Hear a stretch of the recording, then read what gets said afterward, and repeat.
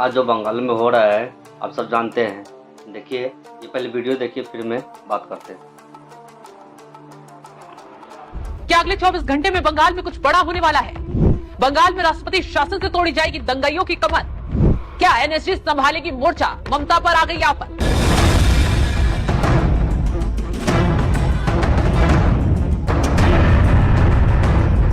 मुर्शिदाबाद में भी कहा जा रहा है कि एनएसजी कमांडो को उतारा जा सकता है, क्योंकि हिंसा में जो चीजें और हथियार इस्तेमाल हो रहे हैं वो जांच के घेरे में है। कहा तो ये भी जा रहा है कि इस हिंसा में बांग्लादेशी भी शामिल हैं, क्योंकि ये बॉर्डर एरिया है। और ऐसे में बीजेपी की तरफ से आरोप लगाया जा रहा है कि जिन बांग्लादेशी घुसपैठियों को ममता ने शरण दी है वही यहाँ दंगे भड़का रहे हैं, वही शहर पर बवाल करते हुए नजर आ रहे हैं। तो ऐसे में अब एनएसजी कमांडो ही आखिरी रास्ता, आखिरी इलाज इन लोगों का ढूंढ निकालेंगे। अगर एनएसजी कमांडो तलाशी लेंगे, कमर तोड़ेंगे तो सारे खेल का पर्दाफाश हो जाएगा।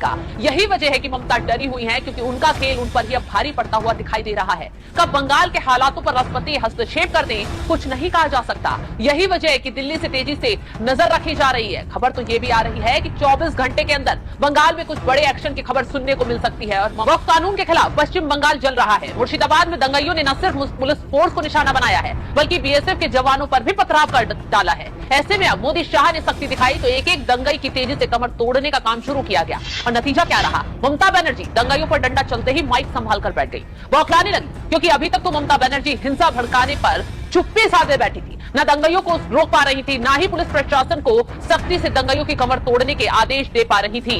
लेकिन जैसे ही जलते बंगाल पर मोदी शाह ने एक्शन लिया, खबर आई कि ममता के हाथ सब कुछ छिनता जा रहा है। बंगाल में चारों तरफ से राष्ट्रपति शासन की मांग उठ रही है। अब तो कहा यह भी जा रहा है कि एनएसजी कमांडो उतारने की तैयारी भी हो रही है। सुनते ही ममता बनर्जी इस कदर डर गई, तुरंत मीडिया के सामने आई और अपील कर डाली है। मैं सभी से अपील करती हूँ कि वे चाहे कोई भी हो, कानून अपने हाथ में ना ले, कानून के संरक्षकों पर भरोसा रखें। हमें उन लोगों की जरूरत नहीं है जो कानून के बाहर काम करते हैं। इसलिए मैं अनुरोध करती हूँ, जब कोई आपको भड़काने की कोशिश करे तो उसके झांसे में न आए। जो लोग उकसावे के बीच भी अपना दिमाग शांत रखते हैं वही असली विजेता होते हैं। यही असली विजेता है। किसी को धर्म के साथ खिलवाड़ नहीं करना चाहिए। धर्म का मतलब भक्ति, प्रेम, मानवता, शांति, सौहार्द, संस्कृति, सद्भाव और एकता है। अचानक शांति का पाठ पढ़ाने घर से निकली ममता बनर्जी आखिर उस वक्त कहां थी जब मुर्शिदाबाद में हिंसा की आग भड़कनी शुरू हुई थी?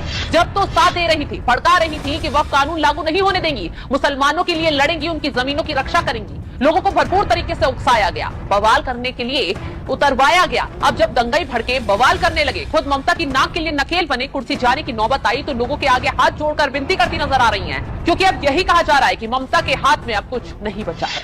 अभी कहना चाहूंगा, आज ममता बनर्जी जो कर रही हैं, ये उनकी राजनीतिक कुशलता नहीं, व्यवस्था है।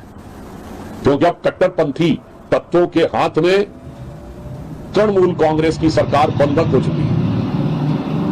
ममता बनर्जी जी के हाथ में अब कुछ नहीं रह गया है।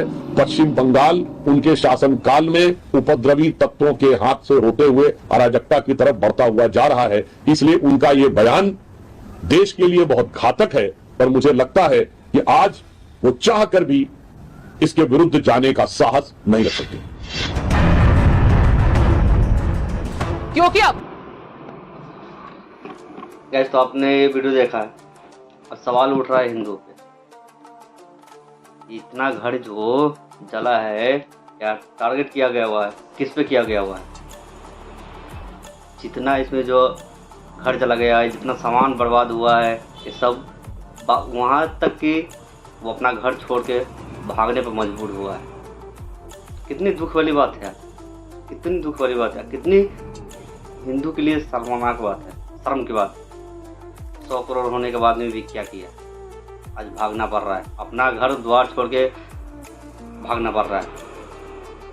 ये हिंदू के गाल पे तमाचा है, ये समझना पड़ेगा। आज से कुछ दिन पहले आपने भी सोशल मीडिया पे बहुत अमित शाह ने बाबा साहब पे जो कमेंट किया हुआ था, उसमें सब इस्तीफा मांग रहा था। सही है, कब बोला सही है। आज ममता बनर्जी के ऊपर क्यों नहीं इस्तीफा मांगे जा रहा है? इनसे भी इस्तीफा मांगना चाहिए ना, है? आज इस्तीफा इससे भी तो मांगना चाहिए ना। नहीं तो राष्ट्रपति शासन क्यों नहीं लग रहा है? वो भी नहीं लग रहा है। कुछ नहीं,